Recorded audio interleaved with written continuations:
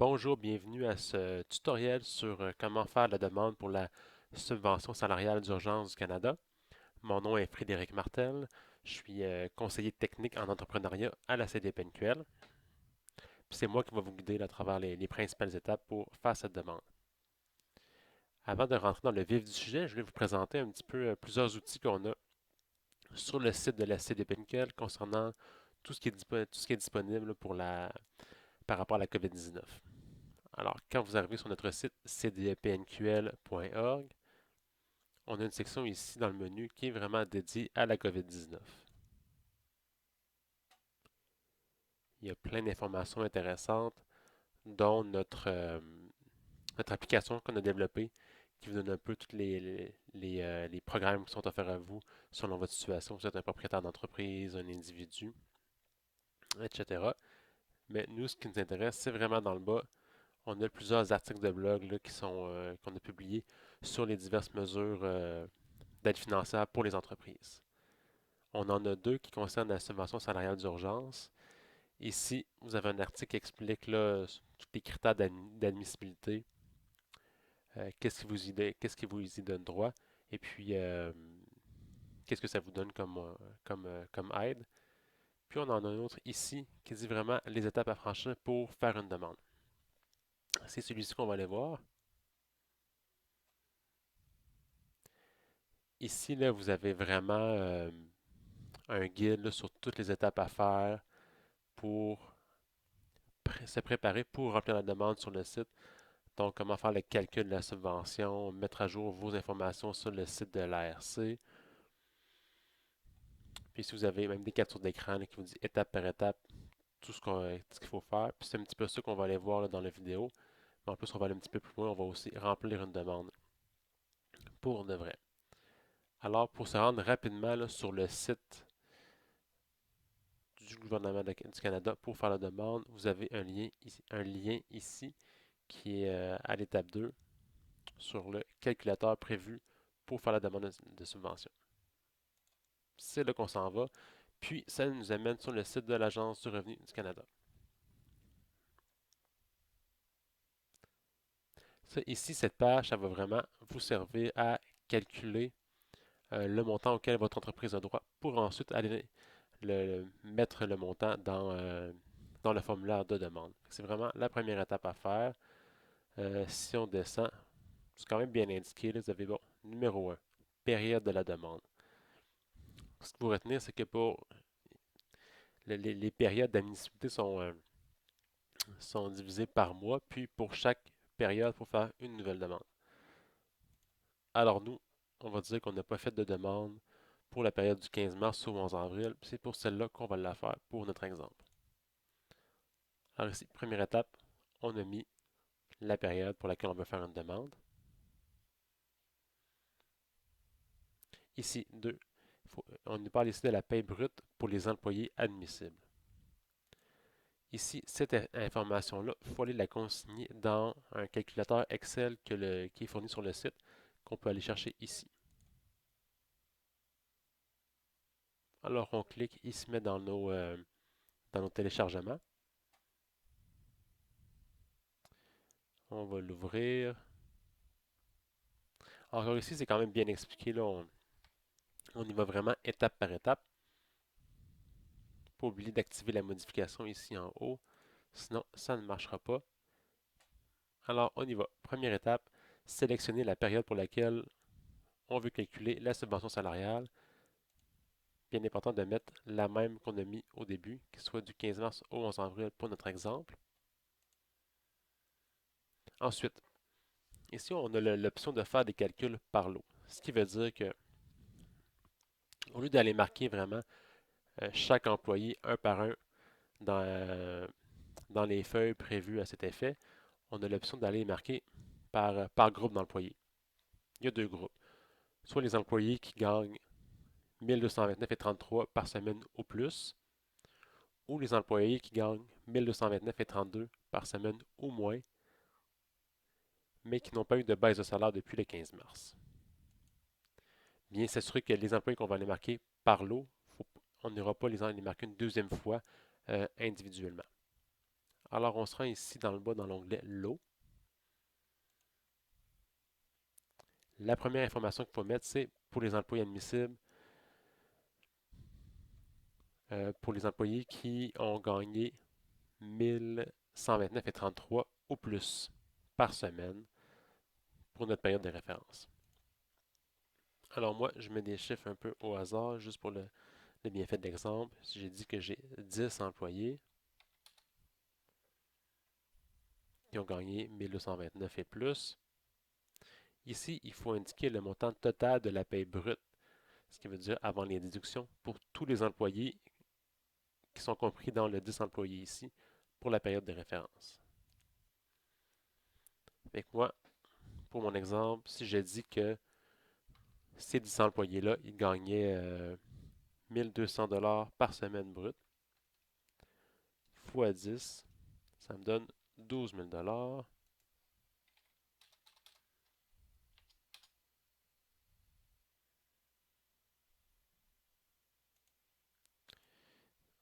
Sauf que là, ça me donne juste pour une semaine. Ici, la période de référence est pour 4 semaines. Alors, pour faire fois 4, ce qui nous donne 48 000 $. Et voilà. Vous voyez, tantôt, il y avait un message parce que le système voyait qu'il y avait une erreur. Maintenant que j'ai mis un montant qui a de l'allure, ça me donne un montant qui équivaut à le maximum de la subvention, soit 847 $ fois 10 fois 4. Ça, c'était pour le premier lot. Là, ici, on nous parle avec ou sans lien de dépendance. Ici, pour l'information entrée dans les tableaux, il n'y a pas de différence si l'employé a un lien de dépendance ou en a pas. Tout ce qu'on nous dit, c'est si l'employé a un lien de dépendance, il doit avoir reçu en moyenne 1230 ou plus par semaine pour la période de référence. Puis si on explique c'est quoi un employé avec lien de dépendance, lien de dépendance, c'est une personne qui est propriétaire de l'entreprise ou qui est dans sa famille immédiate, ce qu'on entend son père, son enfant ou son frère ou sa sœur.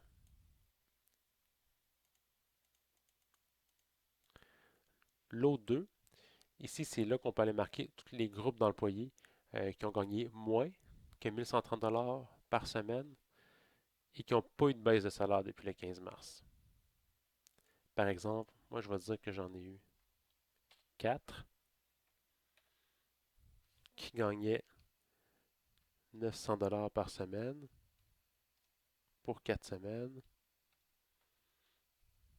Ça donne 14 400.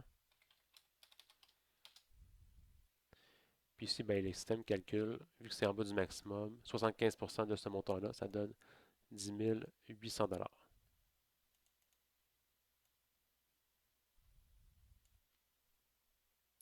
Une fois que c'est fait, on peut revenir à la section ici, Instructions et résultats, puis on peut passer à la section 3. Ici, qu'est-ce que ça nous dit? Bon, c'est pour tous les employés admissibles à la subvention qu'on n'a pas été mettre dans l'onglet Lot.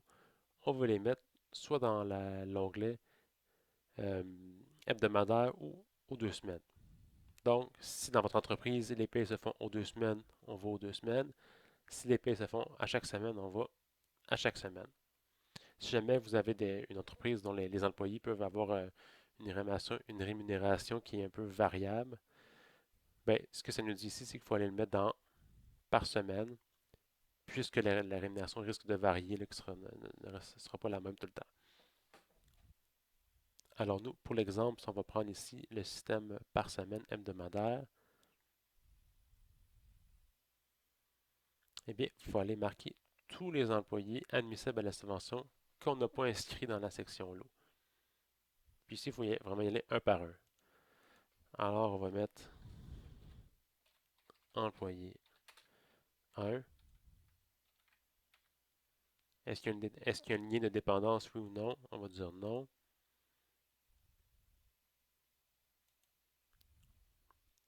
Sa rémunération moyenne qu'il gagnait à chaque semaine pour entre le 1er janvier au 15 mars 2020. On va dire que c'est, je sais pas, 2000. Puis ensuite, on va mettre la rémunération brute hebdomadaire pour la période de demande. Fait que pour chaque semaine, ça peut varier aussi, là, c'est pas obligé d'être tout le temps le même montant, dépendamment du type d'emploi. Alors, si on va mettre 2000 là, 1500, petite semaine de 800 $, puis une semaine normale. Comme ça, vous voyez les calculs, la subvention que la personne peut recevoir et le total. Puis ça, on fait ça vraiment pour tous les employés qu'on a qui ne sont pas inclus dans la section lot ici.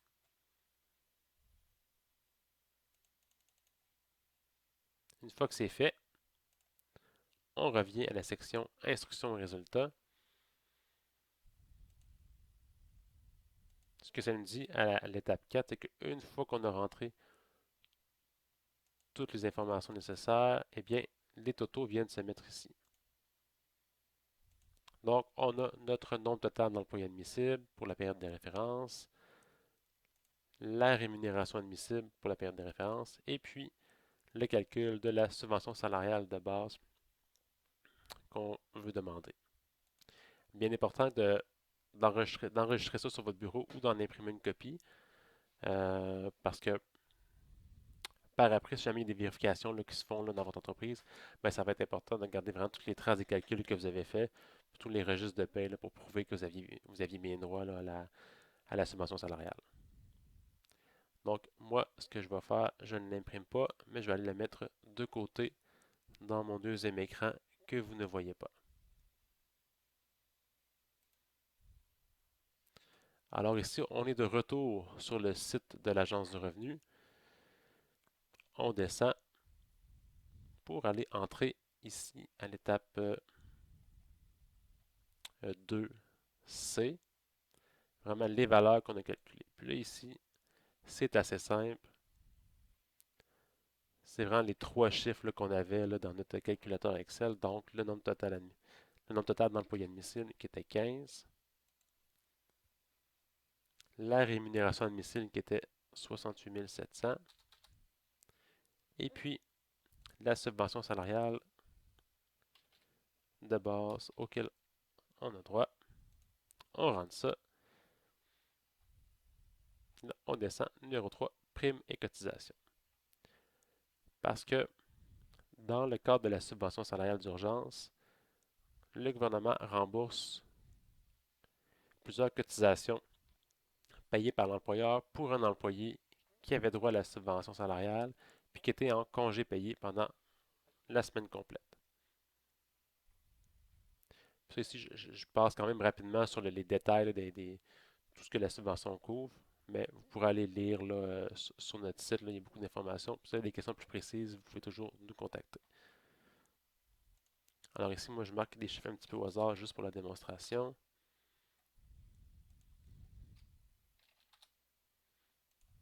On descend à l'étape 4, les déductions. Ça, c'est si jamais vous avez déjà demandé la subvention salariale temporaire de 10%, eh bien, les montants que vous avez reçus dans le cadre de cette subvention-là, il faut venir les déduire de la subvention 75% qu'on demande. Alors, on va dire qu'on met 1000 $ ici.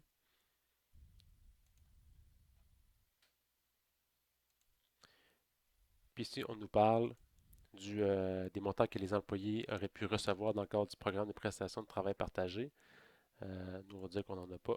On met 0. C'est bien important de vraiment mettre 0 si on n'en a pas, sinon le système ne le prend pas. Et là, on descend. On est rendu à l'étape 5. Valider les résultats. On clique ici, calculer votre subvention salariale totale. Et ça nous sort vraiment ligne par ligne qu'est-ce qu'on va devoir aller mettre dans notre demande qu'on va faire un petit peu plus tard. Bien important de garder ça. Vous pouvez soit faire une capture d'écran ou, ou l'imprimer. Puis par la suite, on clique ici comment faire une demande pour aller faire votre demande. Moi, ce que je vais faire, je vais l'ouvrir dans une nouvelle fenêtre pour garder mon information que je vais avoir à transcrire. Je la mets de côté.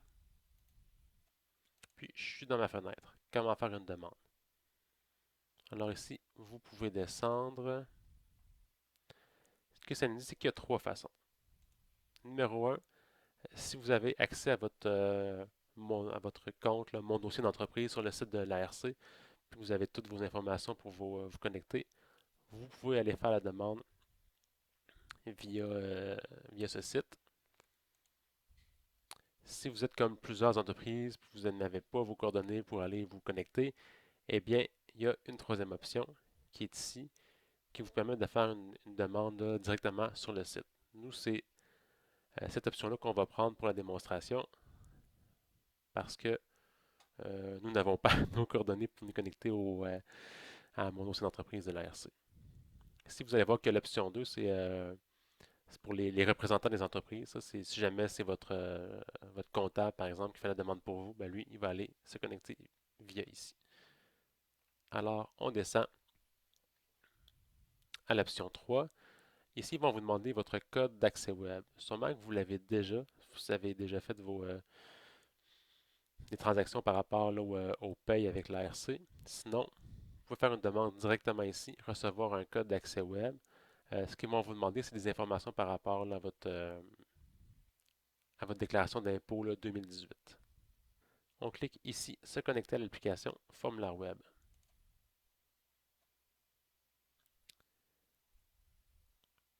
Et là, on peut descendre ici. Là, il vous demande l'information sur votre numéro de compte de retenue de paye, votre fameux code d'accès web euh, qu'on a vu, qu'on a vu juste avant, puis la période d'admissibilité. Là, ici, comme c'est de l'information qu'il faut qu'il reste confidentielle, on va faire une petite transition. Je vais remplir, puis on va se revoir un petit peu plus loin une fois que je vais avoir rentré l'information. Bon, maintenant que j'ai rentré l'information confidentielle, juste pour préciser ici que, bon, bien mettre la bonne période pour laquelle on fait une demande, puis ici dire que vous êtes le propriétaire de l'entreprise. Et on fait suivant. Maintenant, on arrive à la section montant de base de la subvention salariale d'urgence Canada. Puis c'est ici qu'on va vraiment aller rentrer toutes les lignes euh, qu'on avait tantôt, qu'on a fait notre calcul de la subvention salariale d'urgence. Moi, j'avais mis l'information de côté sur mon autre écran, et donc je vais aller la rechercher. Alors ici, c'est assez simple, c'est vraiment reprendre l'information qu'on avait ligne par ligne. On rentre ce qu'on nous a donné. Ici, on nous pose une question. Avez-vous réembauché rétroactivement un ou plusieurs employés au cours de cette période? Selon votre situation, vous cochez oui ou non. On va dire que moi, je vais dire non. Ici, on rentre la ligne C.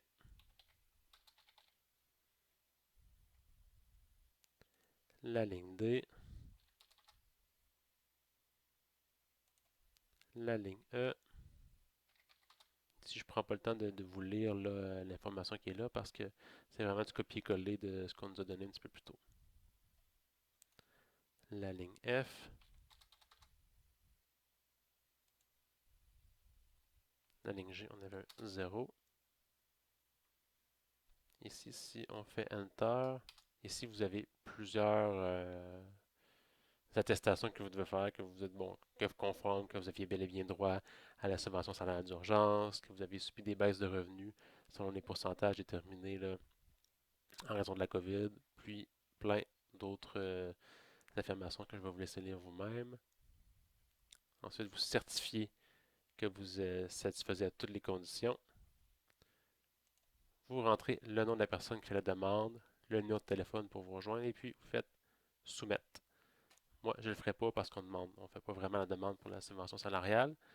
Mais bref, ça vous présente là, globalement là, les différentes étapes, les différentes choses à faire pour faire votre demande. C'est pas plus compliqué que ça. Si jamais vous avez des questions vraiment sur des cas plus précis, vous avez besoin d'aide, vous pouvez toujours me contacter, Frédéric Martel, à la CDE PNQL au 88 843 1488, poste 1223. Alors merci, je vous souhaite une bonne journée. Au revoir.